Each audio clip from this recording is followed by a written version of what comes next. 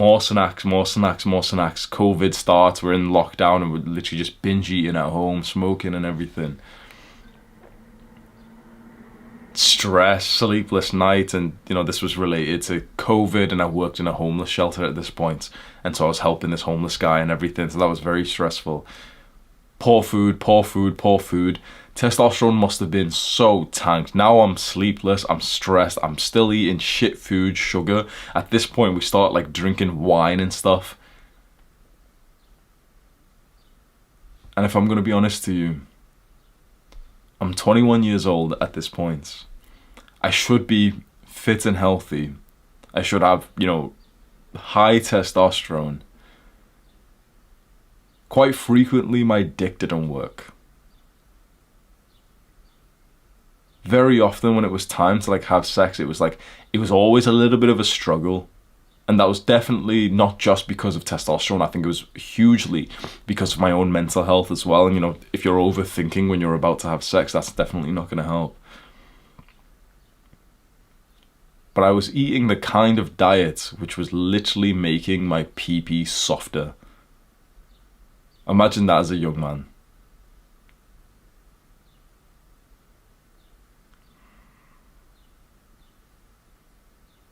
And then I actually changed my life. You might know this story by now, but in 2020, in May, I moved back home. I split up with her. I moved back home and I went full on, just monk mode, total focus, while all the normal Jeffreys around the world were just wasting the opportunity of the COVID lockdown, and they were literally just sat at home coping and watching shit and playing video games and everything. I played 0 seconds of video games. I watched 0 movies. I watched 0 seconds of any TV show. I came back home and I improved my life ruthlessly to a level that's impressed millions. No distractions. I set big goals. And in 3 years, this is where we've got to. I don't even need to boast and tell you the success that I've got. You can look at it yourself and you can go find the times where I've spoke about how much money I make.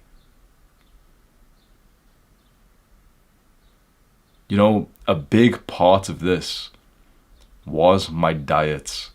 I promise you, you can overlook your diet. If you've just thought about your diet, oh yeah, how many grams of protein per pound of body weight for bodybuilding? Trust me when I say, if you have the right kind of diet, which I'm going to walk you through my exact diet and also how I buy the food, which isn't poisoned by normal shit where they put pesticides and hormones and plastics and everything. I'm going to walk you through everything in this video because I genuinely believe your diet unlocks your best self. Your diet unlocks your real productivity. You want to know the best productivity hack out there? Is it using a Notion page? Is it the forest timer where you plant a tree? Or is it the Pomodoro technique? It's none of those things. It's none of those things. The best way for you to become more productive is intermittent fasting. People don't speak about this stuff as much as they should do. The best productivity hack out there to have ever existed is all about your diet and the way that you eat. You would be a fool to not put this at the forefront of your mind and to eat an optimized diet for your work and for your testosterone. Luckily, those two things merge together very well. Work, your brain power, and testosterone being boosted by the food that you eat. We don't have the standards of normal people anymore because you've seen what they're like. You've seen the shit that these people eat. The shit that I used to eat in high school, my mom used to feed me chicken nuggets, bro. That's child abuse. I got abused by my mom when she was making me chicken nuggets every day in high school. No wonder I got gyno as a teenager, bro. What the fuck are they putting in the meat? One issue that I have, we don't eat like our ancestors. I think this is a major problem. And in fact, I want to tell you a little story recently. I'm constantly looking at this stuff online, right? And I think this is why you might been able to get good value from my videos. Because more than being like a guy who makes these YouTube videos, I'm literally a guy who's on self-improvement, who like I spend all of my time just improving my life. I like it. Honestly, people think it's like a weird, sad life where you're so invested into improving your health. I think it's a weird, sad life where when you're so invested in destroying your health with alcohol and late nights and shit food. So this is the happiest and healthiest I've ever been, right? And so I'm naturally spending like my full time, like I don't have a job, right? My job is literally to be on self-improvement, to learn these things, to use them and make progress, and then to just teach you what worked in a way that you understand. It's kind of a nice job to have, isn't it? Very quick plug. Let me just plug something, right?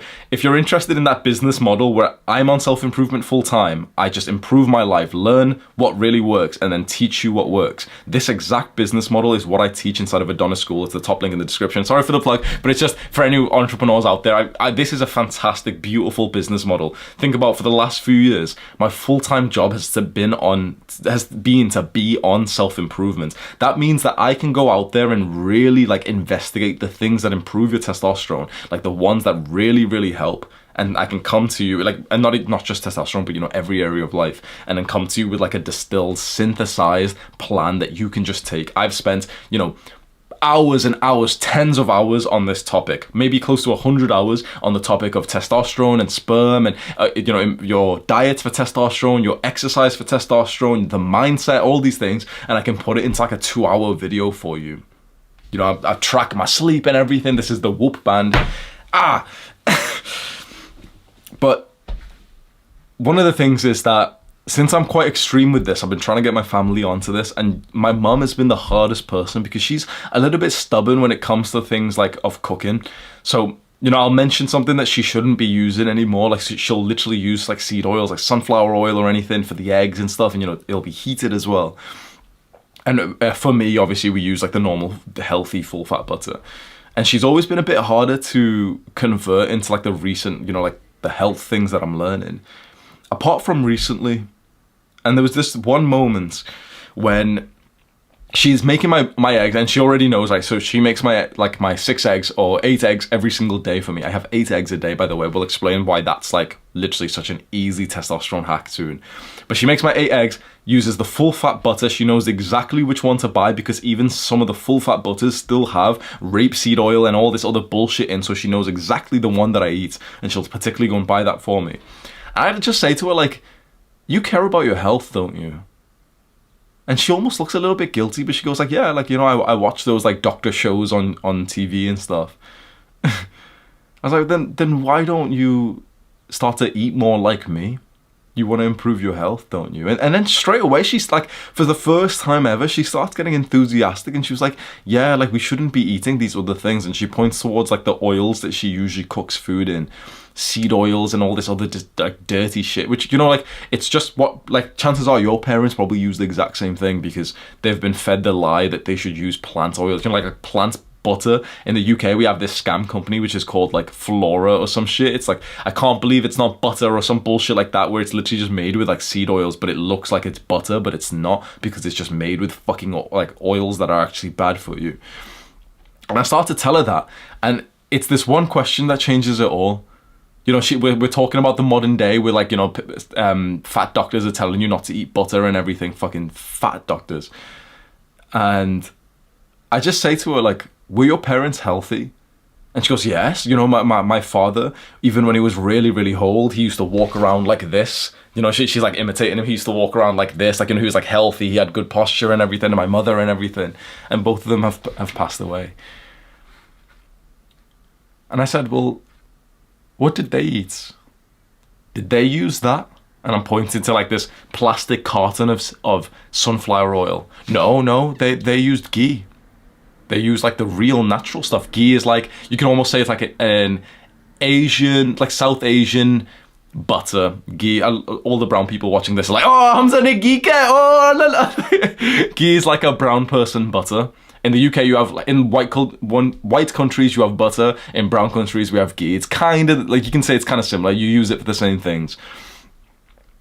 And she was like, no, like, they'd use ghee. This oil stuff wasn't around back then. You wouldn't really cook with oils those days. And then she just started thinking to herself, and she was like, she almost smiled, and she went, oh, yes, I'll use ghee. Like, she's probably just remembering like how her father was like really healthy, and it really made me happy to see that. And then I started to tell her even more, like, you know, my family know how serious I'm getting. They genuinely know that I don't touch plastics. My sister takes the piss because she'll grab something with plastic, fuck off. But even like my mom started to buy a bunch of like glass Tupperware and glass containers or something so we can put stuff in. And when she'll buy something, which, you know, she's in the habit of buying this thing, like, you know, Greek yogurt, but it's in like a plastic casing. When I mention it, she'll literally look a little bit guilty, and she'll be like, oh yeah, oh, next time I'll go and see if they've got like, I think there's a glass one they've got, actually I'll go and get that one next time.